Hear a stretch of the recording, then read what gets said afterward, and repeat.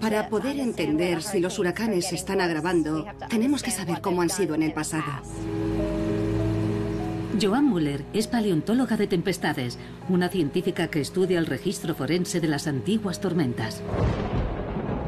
Buscamos pruebas de huracanes del pasado para entender cuál es su historia en la costa occidental de Florida.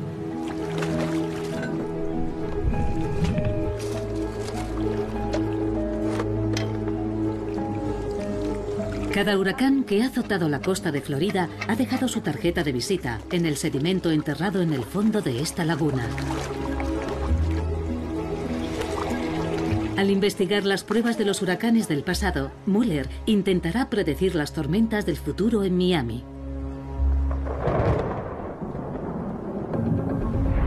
Grandes ciudades del mundo se enfrentan a amenazas que nunca antes habían afrontado.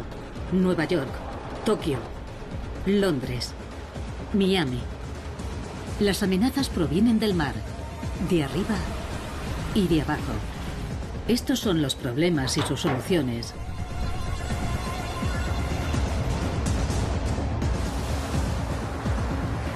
Para cuando llegue el agua.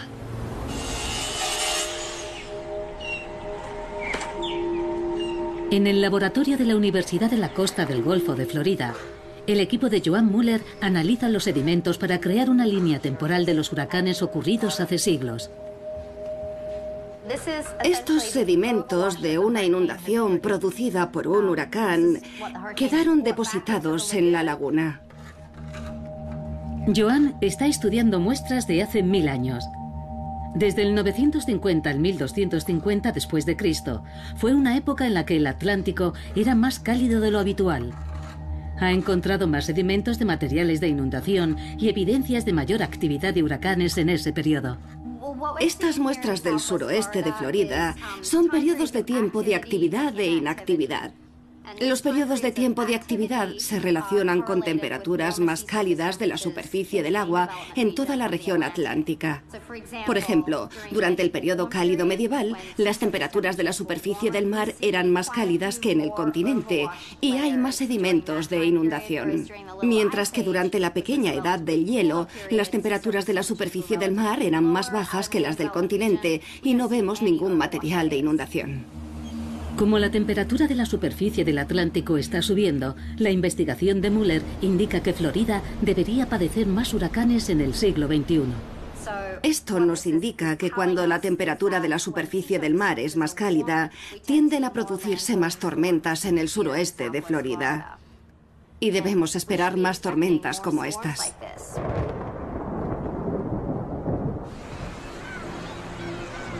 Para los habitantes de Miami, las ventajas de vivir junto al mar siempre han superado a las desventajas. Pero aunque están acostumbrados a las intensas lluvias e inundaciones de las tormentas tropicales, ahora se enfrentan a un nuevo tipo de inundación que llega de debajo de la tierra.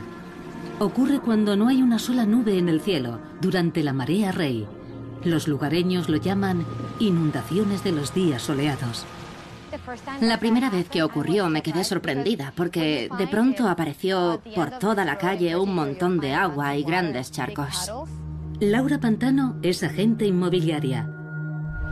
Vive en Shorecrest, un barrio de Miami, a la orilla de Biscayne Bay. Yo no sabía nada de la marea rey. Sabía que las mareas las controla o les influye de algún modo la luna llena. Pero no sabía que podría despertarme una mañana por las buenas y encontrar agua en la puerta de mi casa, por ninguna otra razón que no fuera una marea. Y luego encontré en el camino de entrada un montón de escombros, como estos que se ven aquí y que tuve que limpiar. Piensas, ¿cómo ha llegado todo esto aquí? Y no lo entiendes.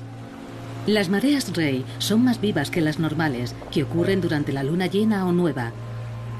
Debido al aumento del nivel del mar, ahora las mareas altas a menudo presionan a través del sistema de drenaje de Miami y llegan a las calles cargadas de escombros. El agua puede desaparecer entre las mareas, solo para que la inundación vuelva 12 horas más tarde. Si el nivel del mar sube, las mareas lógicamente también suben. El agua sale a través de las alcantarillas y se extiende por las calles. Hay cifras que indican que la subida del nivel del mar en la zona de Miami es 6 veces más rápida que la media global. En el año 2030 se espera que se produzcan unas 50 inundaciones por mareas al año y en 2045 unas 250 veces al año. Sí, ¿se lo imagina? Pero no son inundaciones de agua de mar. Es agua dulce almacenada en los acuíferos bajo la ciudad la que se desborda presionada por la creciente marea. Las ciudades como Miami son complicadas de gestionar. Tratan de evitar que el agua salada del océano entre en los pozos, para lo que mantienen a un cierto nivel el agua subterránea. Necesitamos que el nivel del agua subterránea sea suficientemente alto para poder usarla como recurso hídrico, aunque no muy alto. Necesitamos lluvia, pero no demasiada. Así que es difícil equilibrar el mantenimiento de un cierto nivel del agua dulce a nivel freático y usarlo como recurso hídrico, al tiempo que intentas evitar que se desborde. En Miami Beach, las inundaciones por mareas Rey han aumentado un 400% en los últimos 10 años. Las razones por las que Miami experimenta un aumento de inundaciones tienen que ver no solo con el aumento del nivel del mar, sino con los singulares cimientos de la ciudad. Doug Marcy ha estudiado el nivel del mar durante más de 20 años. Esto es piedra caliza fosilífera. Tiene carbonato cálcico y arena de cuarzo. La mayor parte del sudeste de Florida, la zona de Miami, está construida sobre este tipo de piedra caliza. Es dura, así que es buena para construir sobre ella, incluso estructuras de mucha altura. Es muy porosa. Tiene muchos agujeros que son como mini cuevas, por decirlo así. Para mostrarles lo porosa que es, podemos ver que si echo agua por encima, la atraviesa, como si fuera un queso suizo. El agua subterránea no fluye tan rápido, pero el problema es que aquí no hay impedimentos para que fluya. La mayor parte de Miami y el sur de Florida está asentada sobre este gigantesco lecho de piedra caliza. Al elevarse el nivel del mar, el agua atraviesa la roca porosa y poco a poco se infiltrará en los acuíferos naturales de agua dulce. En realidad sale por las bocas de las alcantarillas y provoca problemas en el transporte, en los negocios y en todo lo demás. Si poco a poco el agua salada va subiendo, los pozos de agua dulce entrarán en contacto con ella, comenzarán a tener una mayor salinidad y no podremos usarlos como agua potable. Pero no es solo la contaminación por sal del agua potable de Miami. Hay un problema peor. El 20% de Miami-Dade aún usa tanques sépticos para recoger las aguas residuales. Al salir el agua a la superficie, entra en esos tanques, mezclándose ambas aguas. Por supuesto, no es agua limpia. Está turbia, está contaminada. Y llega hasta tu casa, donde tus hijos caminan descalzos. El Ayuntamiento de Miami aconseja a los residentes no entrar en contacto con el agua y lavarse inmediatamente si lo hacen. James Marley es el oficial jefe de resistencia del condado de Miami-Dade. Desde el aire se pueden ver los problemas que rodean la zona de Miami. Problemas que estaban ahí desde el principio. Cuando el hombre interviene en la naturaleza, aparecen un montón de consecuencias imprevistas. Intentamos aprender de los errores que cometimos en el pasado. Uno de esos errores fue la eliminación de los bosques de manglares, una protección natural del litoral. Este es el aspecto de Miami antes de ser urbanizado. Todo eso que vemos verde son manglares. Los manglares son muy valiosos. Protegen, rompen las mareas ciclónicas que entran. Es mucho más barato mantener los bosques de manglares que construir muros o diques de cemento. Los manglares son la prehistoria de Miami que necesitan restaurar. El impacto humano de la ciudad está destinado a ser destruido. Eso que vemos es un parque de casas móviles. Lo construyeron hace décadas, en una época en la que la gente pensaba que podríamos impedir el paso del agua. Pero ahora sabemos que no podemos. Las zonas más vulnerables son también las más valiosas de Miami. A simple vista queda claro que quedarán bajo el agua cuando el océano suba. Esto es Coral Gables. Son nuestras propiedades más caras. Entendemos el valor de estos edificios, pero también sabemos que esas decisiones que tomamos hace décadas permitieron este tipo de urbanización en la costa y no vamos a seguir haciéndolo. Si tuviéramos una tormenta catastrófica, tendríamos que revisar cómo reconstruir. Podría ser mejor en el futuro trasladar las zonas más vulnerables. La doctora Karen Bolter es una climatóloga que nació y se crió en Miami. Se alarmó al ver cómo estaba transformando su ciudad el cambio climático, mientras era ignorado por muchos. Cuando supe del cambio climático me quedé alucinada porque estaban ocurriendo todos estos dramáticos cambios y la gente no se preocupaba. Y cuando tuve hijos comprendí que mi misión en la vida iba a ser hacer que la gente entendiera lo que estaba pasando. Bolter ha creado un modelo de cómo afectará la subida del nivel del mar al condado de Miami-Dade en el próximo siglo, basándose en los pronósticos del NOAA, la Administración Nacional Oceanográfica y Atmosférica. Estos instrumentos nos aportan datos muy buenos para demostrar lo que está pasando. Ya vemos que hay 20 días al año con marea alta y que el agua inunda toda la zona. ¿Qué pasará en el futuro? Con un aumento de 60 a 90 centímetros del nivel del mar, el agua llegará al centro de Miami y Miami Beach quedará bajo el agua, donde viven las estrellas de cine y los famosos. Estas son las zonas más bajas, pero gozan de los mayores recursos. Estas propiedades tienen un valor muy alto, el más alto de toda Florida. Pero si miramos más hacia el norte, observamos zonas muy vulnerables. Lo que hice fue un modelo de poblaciones de bajos ingresos en zonas bajas y comprobé que hay un gran problema en esas zonas. Una de esas zonas está a solo 24 kilómetros de Miami Beach. Gran parte de esta población vive por debajo del umbral de la pobreza. Hay una vulnerabilidad social enorme en toda esta área de población. Estas personas tendrán que ser evacuadas. Me llamo Eric Bason y soy miembro de una asociación que trabaja en los problemas del cambio climático y el aumento del nivel del mar.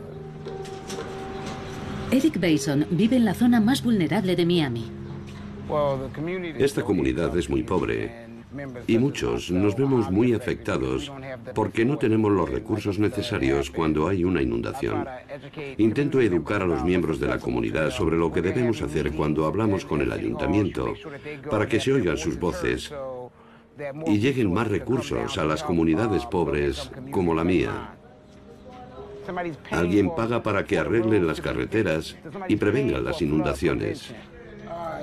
La gente que vive aquí quiere asegurarse de que recibe su parte de ese dinero. Se está dando mucho dinero para ayudar a las comunidades pobres, pero no parece que le llegue ese dinero. Cuando votas por estas personas, las contratas. Es nuestra responsabilidad pedirles cuentas, sobre todo para ayudar a la gente pobre. El que no llora no mama, así de simple. Como oficial jefe de resistencia de Miami, Jane Gilbert reconoce que las comunidades pobres son mucho más vulnerables al aumento del nivel del mar. El 30% de la población de Miami vive en el umbral de la pobreza o por debajo. Y yo diría que un poco más del 60% tienen dificultades para satisfacer sus necesidades básicas. El alquiler, los cuidados infantiles o el transporte. Porque el coste de la vida es muy alto. Vivienda, transporte. La mayoría de la población tiene dificultades para llegar a fin de mes. Eso tenemos que incorporarlo a nuestra estrategia de resistencia. Miami necesita un plan de supervivencia para todos sus ciudadanos. Según proyecciones actuales, sufrirá la subida del nivel del mar más que cualquier otra ciudad de Estados Unidos.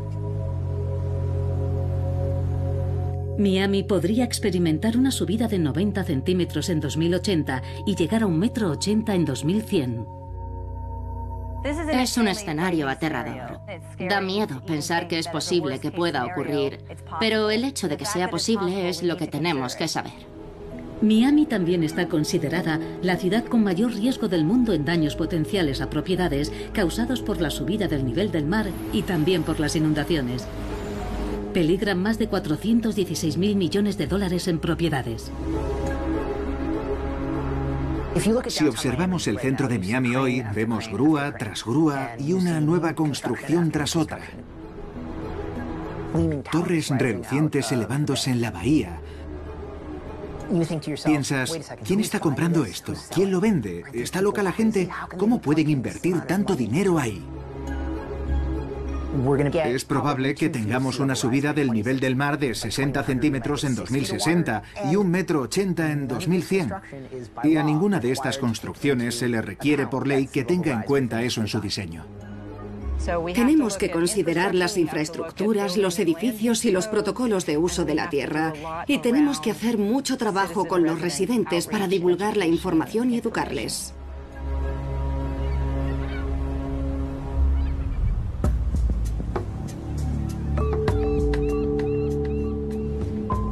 Si Miami Beach queda bajo el agua en el próximo siglo, los edificios están condenados. ¿Cuánto valdrán las propiedades en Miami Beach cuando ya no haya playa? Creo que Miami Beach desaparecerá tarde o temprano. Si nos fijamos en los ingresos medios de la gente en Miami Beach, la zona de altos ingresos está a orillas del océano. Es solo cuestión de tiempo que estas casas, junto con sus hipotecas, acaben bajo el mar. Pero cuando ya no haya playa, ¿podrá tu casa mantener su valor? Alguien tiene que decirles que esas casas están perdiendo su valor. Y se darán cuenta cuando su banco les diga, ¿saben? Su casa no vale lo que la hipoteca que tienen por ella.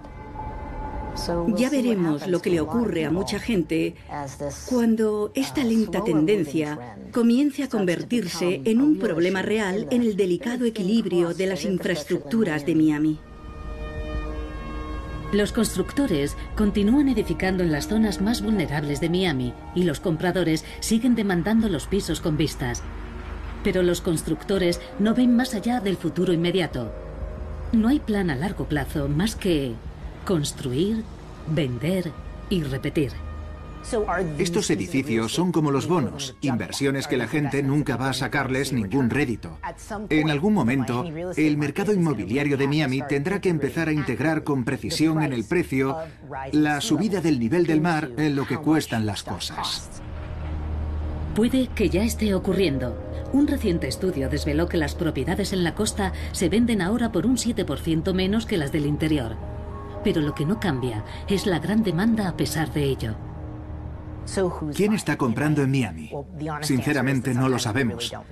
Miami tiene dos mercados inmobiliarios, uno para la gente como usted y yo, que buscamos un lugar para vivir, y el otro para el 1% del mundo que buscan dónde invertir su dinero. Unos 2/3 de las propiedades de la ciudad las posee una corporación cuya procedencia es opaca. No sabemos quiénes son los dueños. Es un refugio para el dinero turbio en paraísos fiscales de gente que intenta no pagar impuestos en sus países invirtiendo el dinero en Miami. Miami conoce bien los acuerdos de negocios ingeniosos, sino turbios. Su misma creación fue un enorme riesgo. En el condado de Miami-Dade tenemos hoy millones de personas viviendo en lo que eran pantanos. Este mapa representa la Florida de 1835 a 1842. Las Everglades eran enormes, iban desde el lago Quechove hasta Florida Bay. 15.200 kilómetros cuadrados de humedales. Había mosquitos por todas partes, no había apenas nadie aquí. Era solo una zona costera, no había un lugar donde pudieras vivir. No podías vivir en los pantanos. En 1891, una mujer de negocios de Ohio llamada Julia Tuttle se mudó aquí y convenció a otro hombre de Ohio, Henry Flagler, para que extendiera su línea de ferrocarril hasta la costa. Flagler reclutó gente de las Bahamas y a inmigrantes para construir el ferrocarril, que llegó a la costa atlántica en 1896. Luego, a principios de 1900, otro emprendedor del norte, Carl G. Fisher, remató el trabajo.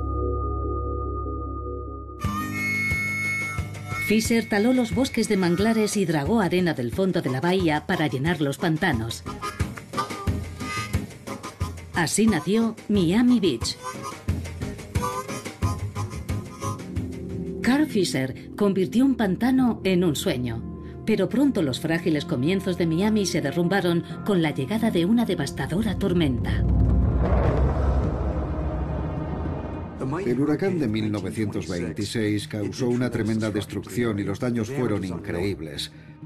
10.000 personas quedaron sin hogar y miles de edificios quedaron destruidos.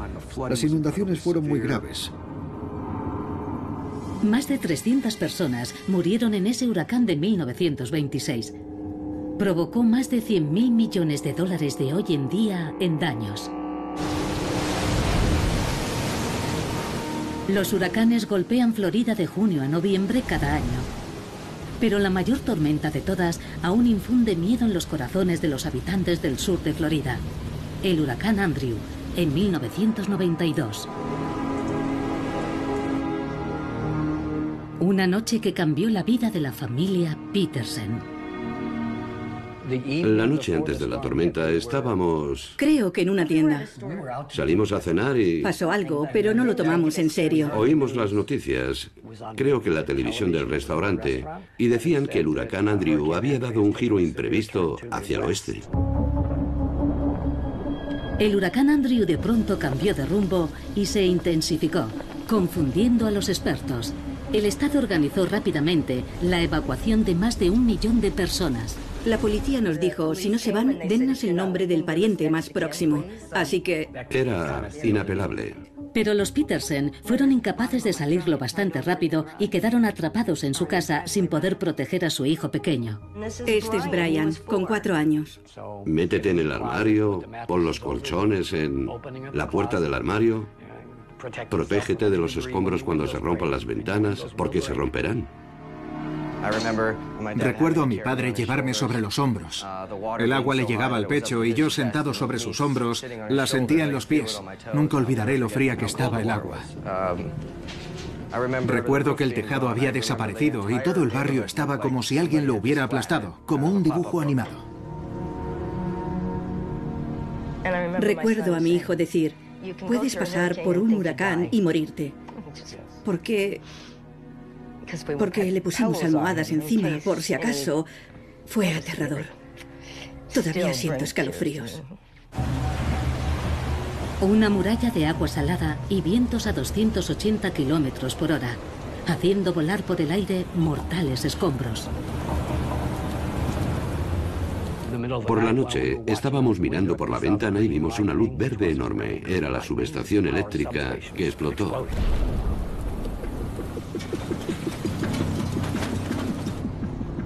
El Andrew dejó Miami en ruinas, 25.000 casas destruidas, otras 100.000 dañadas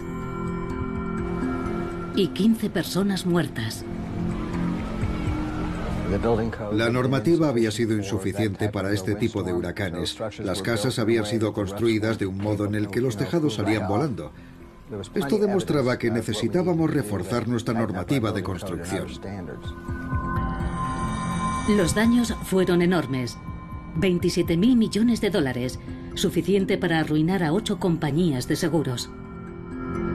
Por entonces, fue el desastre natural más caro que había azotado Estados Unidos, solo superado por el huracán Katrina en 2005.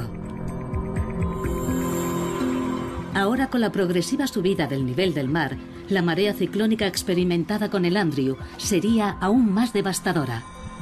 Un cuarto de siglo más tarde, Miami sigue sin estar preparada. El 7 de septiembre de 2017, el huracán Irma iba a toda velocidad hacia Miami. Era la 9ª tormenta del año con nombre en esta zona. Pensábamos que venía una marea de, no sé, 9 metros. Toda la casa quedaría sumergida. Yo estaba preparada para lo peor. Enfrentándose a una categoría 5, el huracán más intenso posible, Miami hizo lo único que podía hacer: evacuar.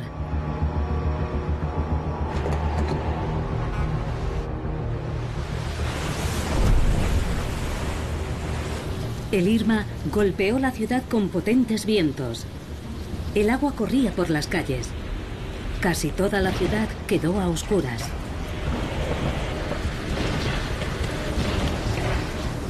Ante tal magnitud, Miami se vio obligada a enfrentarse a daños catastróficos. Esta calle estaba completamente inundada. Estamos hablando de 60 centímetros de altura del agua. Pero lo más impactante fue que el Irma ni siquiera golpeó Miami directamente. Cambió de rumbo en el último segundo. Ahora, incluso un conato dejaba la ciudad bajo el agua. Uno de los mayores desafíos de Florida es un fenómeno de los huracanes llamado rápida intensificación.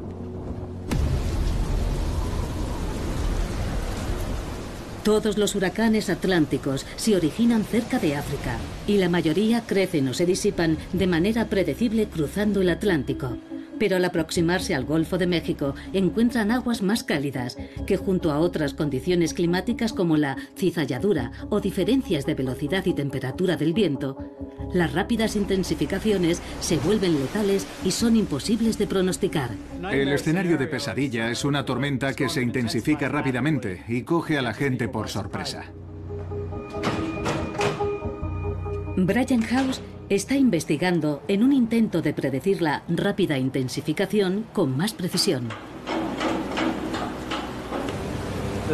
La explicación es relativamente simple. Tenemos el calor que emite el mar, el calor sensible que llamamos. Y además está el calor latente del agua que la convierte en vapor. Pero para que se produzca la evaporación de agua, es necesaria una cierta temperatura del calor sensible del mar que ralentiza el proceso. Estas diferencias de temperaturas desencadenan el rápido crecimiento del huracán. A pesar de siglos de investigación de los huracanes, predecir la rápida intensificación aún es imposible. Descifrar ese código podría preservar el destino de Miami. Tenemos que saber estas cosas lo antes posible, porque no se pueden tomar decisiones en el último minuto en un lugar donde 4 millones de personas toman la misma decisión que tú y hay 2 carreteras para salir. Cuanto antes podamos tener buenos pronósticos en los que confiar, antes podrá la gente tomar decisiones inteligentes acerca de si evacuar o cómo protegerse.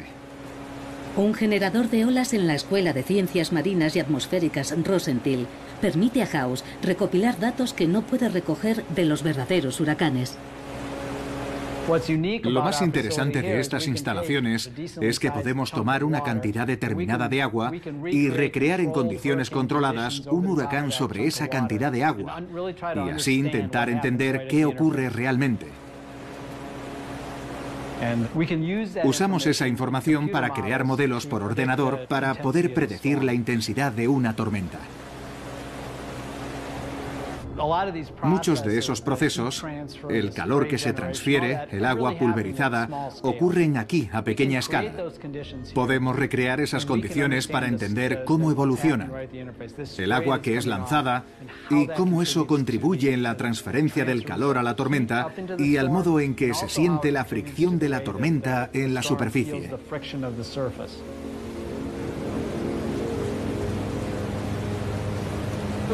Podemos generar los vientos de un huracán de categoría 5, más de 320 kilómetros por hora. Aquí, entre el aire y el agua, es donde ocurre todo. ¿Ve toda el agua pulverizada que está empezando a generarse bajo esas condiciones tan intensas? Pues todo eso es lanzado al aire. House ha comprobado que la espuma del mar es un componente clave de la intensificación. Cuando el viento levanta la espuma, el calor es transferido hacia la atmósfera.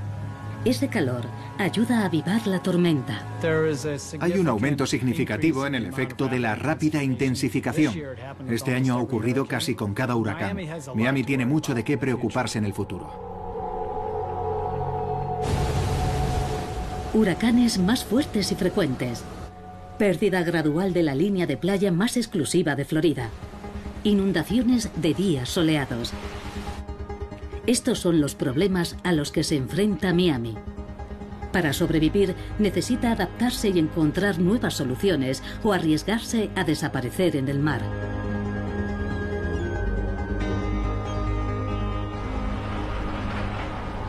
Los edificios a lo largo de la orilla de Miami aún son torres elevándose sobre una base de piedra caliza porosa como un queso suizo. Sin embargo, cada vez un mayor número de ellos se diseñan pensando en la resistencia. En un centro urbano tan denso como este, donde hay muchos rascacielos, puedes invertir en levantar defensas, barreras contra las inundaciones, sistemas de bombas y canalizaciones, y levantar las calles con el tiempo para convivir con el agua. Con nuestro proyecto Grove and Grand Bay elevamos la tierra firme, el nivel del suelo, a 6 metros de altura. El Grove and Grand Bay es uno de los muchos edificios que se están construyendo en Miami. Pero no es como ningún edificio que se haya construido antes. El diseño de Kai V. Berman es parte de la nueva y ambiciosa normativa de Miami para los nuevos edificios del siglo XXI. Debido a la subida del nivel del mar, el ayuntamiento está reconociendo lo que ocurrirá. Y las propiedades que se están construyendo ahora lo hacen con sus bases más altas. Todas las nuevas construcciones a lo largo de la costa deben elevarse 4 metros. También deben resistir las inundaciones sin quedar dañadas en caso de una marea ciclónica de 4,5 metros. El plan del 2030 estipula que todas las salas mecánicas vayan por encima del nivel de inundación, en este caso sobre el nivel del suelo. El plan de Miami es solo un parche frente al mar creciente. La ciudad necesita mirar mucho más lejos en el futuro si quiere sobrevivir a lo inevitable. Tenemos un comité consultivo ciudadano formado por ingenieros, naturalistas, abogados, arquitectos, constructores, representantes de las comunidades de bajos ingresos, y todos ellos nos están aconsejando sobre las políticas que debemos hacer para abordar el problema. Pero hace falta algo más que comités y consultas para parar el agua que ya está en el umbral de Miami. No se puede escapar. El agua está llegando por todos lados, por abajo, por arriba. Creo que Miami está en un momento en el que tienen que decidir cómo resolver el problema de la subida del nivel del mar. Yo pienso que nosotros, como seres humanos, si enfrentamos un reto y hay una manera de resolverlo, encontraremos la energía y los recursos para hacerlo.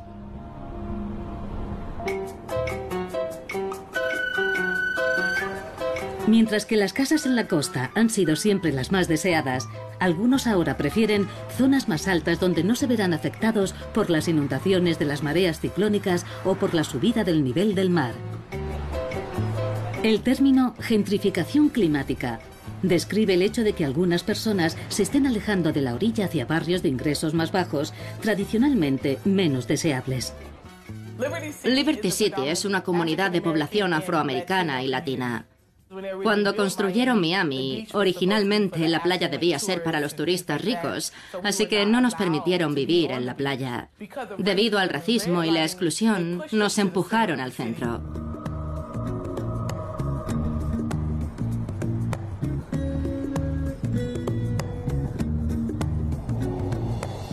Y ahora quieren quitárnoslo, después de todos estos años que no lo querían, porque esa zona que tanto quieren va a quedar sumergida bajo el agua. Estamos empezando a ver cómo muchos constructores aparecen y compran varios bloques de golpe, apoderándose de todo. La gentrificación que ha transformado los barrios de todo Estados Unidos ha dado un peculiar giro en Miami. Gentrificación por cambio climático. Sería gracioso si no fuera tan triste. Debido a las prácticas en materia de vivienda, de exclusión económica y racismo en Estados Unidos, tenemos minorías confinadas en las zonas menos deseables, lejos de las bonitas playas y la brisa marina. Y ahora que todos están comprendiendo que vivir a la orilla del mar no va a poder ser porque el mar está subiendo, esas zonas están siendo gentrificadas a una velocidad impresionante. Y las familias de clase trabajadora de Miami están siendo empujadas a zonas más bajas. Así que si viene una inundación de los días soleados o mucha lluvia, vas a tardar el doble de tiempo en llegar de tu casa al trabajo. Eso es un coste enorme para la sociedad. Ricos o pobres, las autoridades de Miami afrontan el desafío de procurar que todos estén protegidos de la subida del mar. Estamos diseñando infraestructuras para los próximos 50 años a una altura de 60 o 70 centímetros, que es lo que creemos que subirá el nivel del mar en ese tiempo. Pero no sabemos qué pasará en los próximos 50 años. Las previsiones van a cambiar. Habrá que recalibrar nuestras previsiones cada 5 años, basándonos en la nueva información científica. Las políticas y la tecnología pueden cambiar, pero la mayoría de las ciudades tienen planes para 20 años. Nosotros diseñamos uno para 50 años. Miami Beach está luchando contra la subida del nivel del mar en 3 frentes, con uno de los proyectos públicos más ambiciosos de Estados Unidos.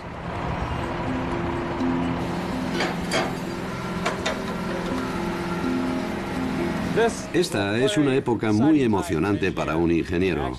Poner en marcha un nuevo proyecto y ver si da resultado.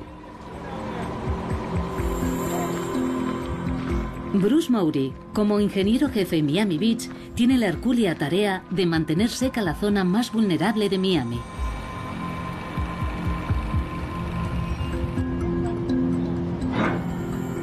Supervisa las instalaciones de una serie de bombas a lo largo de Indian Creek Drive, siguiendo un canal al oeste de la playa.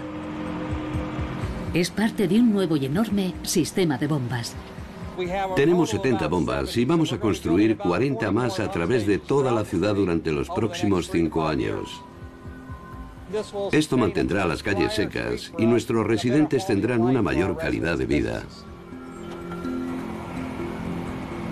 Las bombas son parte de una iniciativa de $500 millones para llevar el agua del mar de las calles a los canales con un caudal máximo de 19 millones de litros por minuto, reduciendo el impacto de las mareas Rey. El primer desafío de Miami es sacar toda esa agua de la ciudad y devolverla a Biscayne Bay. La estación de bombeo recoge el agua que llega de toda la red de alcantarillado. La empuja a través de un canal subterráneo que hemos instalado hasta la bahía y la descarga después de su tratamiento. El agua que pasa por la estación de bombeo se envía a una zona de tratamiento al sur de la ciudad donde se purifica, quedando los residuos en tanques. El agua limpia se vuelve a bombear a Biscayne Bay. No podemos retroceder. No tenemos más tierra disponible para decir, perdemos esa zona. Tenemos que defender el litoral ahora. El segundo frente del plan implica levantar muros a lo largo de los canales y ríos de Miami. Este muro se construyó hace 75 años y este era el nivel al que anticipaban que subirían las mareas entonces. Pero el agua en realidad llegaba hasta aquí. Así que estamos hablando de más de 1,5 metros de altura del muro que se construyó hace 75 años. Creemos que es necesario porque dada la subida del mar que se espera será algo primordial. Esta es una prueba directa de cómo el cambio climático está cambiando las condiciones en el mundo. La certeza de la creciente subida del mar requiere un tercer frente en la batalla, algo mucho más radical. Lo que el ayuntamiento hace es levantar las calles que están a un nivel más bajo gradualmente. Esto que estamos levantando hoy quizá no sea la elevación final dentro de 50 años, pero no parece sensato levantar a la vez todas las calles de una gran ciudad. El mayor desafío en Miami Beach es el substrato del suelo. Vivimos en una zona compuesta de piedra caliza, coral y arena. El agua está subiendo y ya desborda los rompeolas. Si no ponemos todas nuestras infraestructuras por encima del nivel del mar, el agua nos alcanzará tarde o temprano. El mejor ejemplo de la elevación podemos encontrarlo en el barrio de Sunset Harbor. Esta era la zona más vulnerable de nuestra comunidad. La calle en la que estamos ahora, durante las mareas altas, estaba llena de agua. Veíamos a personas cruzándola en kayak. Estaba muy baja. Así que elevamos esta zona a 75 centímetros en muchos lugares. Este restaurante con terraza es un popular lugar de encuentro. Ahora sus mesas están por debajo del nivel de la calle. Esta es la diferencia de elevación entre donde estoy ahora y el nivel original de la calle.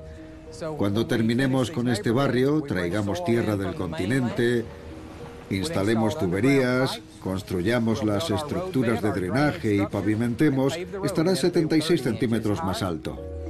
Sunset Harbor es un barrio de 6 manzanas en South Beach. Levantar sus calles costó 2 años y $27 millones. Son 2 años de calles cortadas, polvo de la construcción, ruido e interrumpir la rutina de la vida diaria. Pero lo que importa es que aunque sufrieron durante 2 años, a cambio recibieron 30 años de seguridad. Muchos creen que es poco y demasiado tarde, y que un plazo de 30 años es muy corto antes de que la subida del mar obligue a Miami Beach a volver a rehacerlo todo.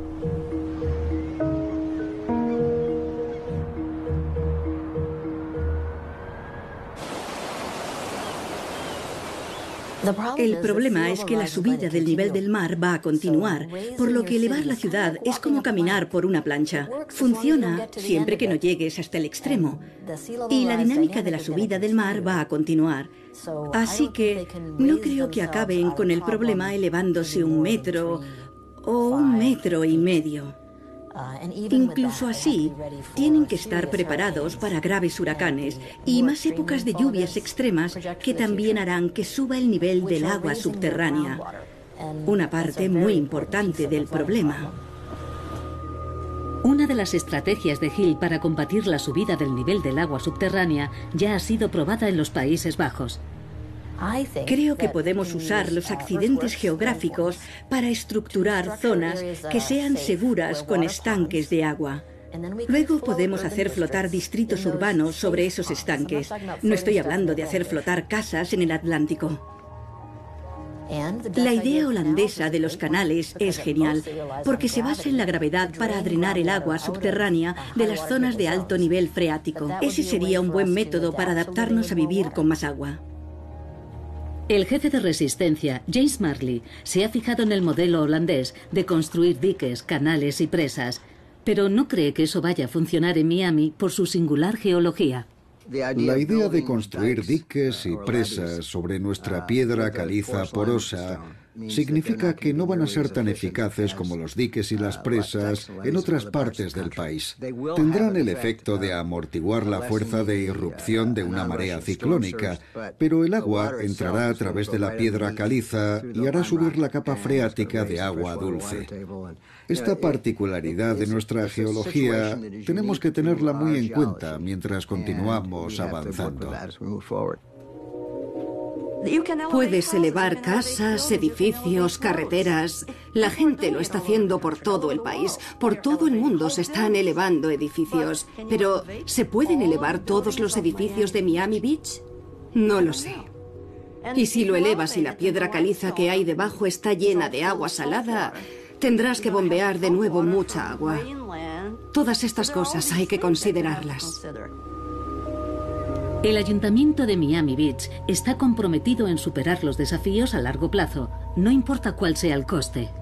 La gente de Florida del Sur son personas con mucha voluntad, muy resistentes, y Miami Beach ha decidido que la retirada por el aumento del nivel del mar no es una opción. Nos elevaremos por encima y nos quedaremos.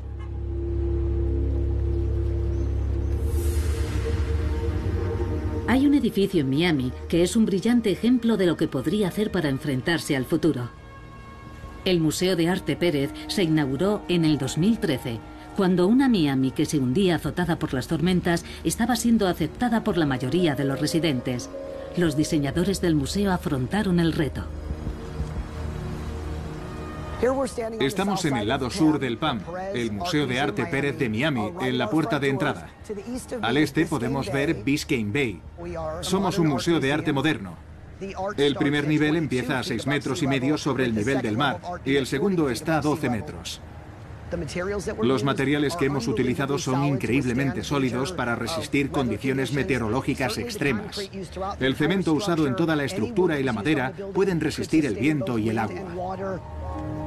Mientras que los materiales estructurales lo defienden contra las tormentas, otros elementos trabajan con el agua, cargándola en cisternas que se usan para regar y desviando cualquier exceso de agua hacia la bahía. Mientras caminamos por aquí, puede ver que lo que pisamos son listones de cemento. Esto es para permitir que el agua fluya entre ellos y baje hasta el garaje. En el garaje del museo estamos a 2,5 metros sobre el nivel del mar. Tenemos una superficie de gravilla y la idea era permitir que el agua se drenara lo más deprisa posible. Tenemos un generador, por lo que el museo nunca se quedará sin energía. Pienso en este museo como en un hospital que contiene arte. Está vivo y necesita una temperatura de 21 grados y un 50% de humedad en todo momento para que el arte esté a salvo. El Museo de Arte Pérez demostró su utilidad durante el huracán Irma. Vemos unas olas bastante grandes golpeando el muro. Soy Mark Rosenblum y formo parte del equipo del museo. Es domingo, las 9:30 de la mañana. El huracán Irma está atravesando Los Cayos. La marea ciclónica está entrando. El edificio ha resistido bien toda la noche. Hemos aprendido mucho, hemos cambiado los procedimientos, pero el edificio no ha recibido daños desde que lo inauguramos. Nunca nos iremos. Estamos orgullosos de ello. Un huracán es más aterrador que la subida gradual del agua. Y por eso nos preocupamos tanto ante las grandes tormentas y los huracanes. Es una respuesta natural.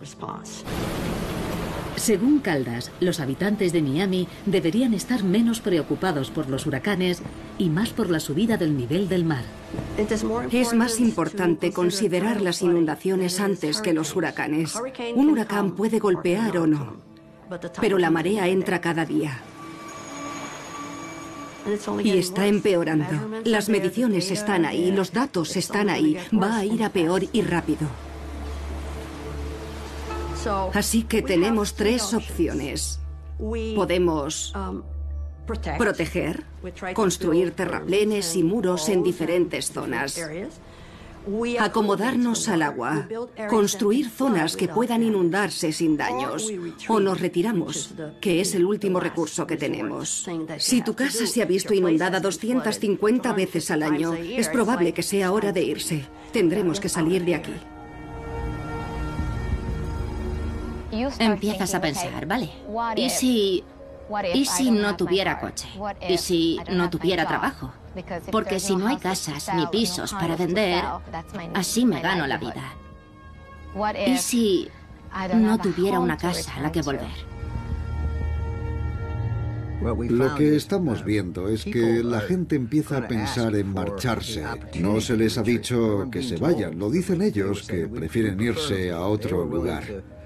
Están dispuestos a vender su propiedad y a mudarse. Eso podría cambiar en el futuro, pero ahí es donde nos encontramos en la actualidad. Así que se están sopesando muchas cosas. Hay diferentes opciones a considerar. Todos son muy pesimistas. Dicen que la subida del nivel del mar y el cambio climático van a acabar con todas las ciudades costeras, que nunca podremos salvar Miami Beach. Y yo digo que no tiene por qué ocurrir eso. Vamos a resolver los problemas. No podemos hablar solo de que van a empeorar. Tenemos que hablar de qué vamos a hacer para corregirlo. Eric Bason dice que él no se marchará, pase lo que pase. No pienso mudarme, pienso pelear por la gente de mi comunidad, una comunidad pobre, para que vivamos lo mejor posible. Yo tengo más esperanzas que preocupación. Quizás sea debido a que soy una persona optimista, positiva, pero veo que la humanidad tiene mucho potencial y hay mucha innovación. Hay soluciones que ni siquiera sabemos que existen. Y cuando tengamos la voluntad, el impulso, las vamos a encontrar. Y ni Estados Unidos ni el mundo permitirán que Miami se hunda.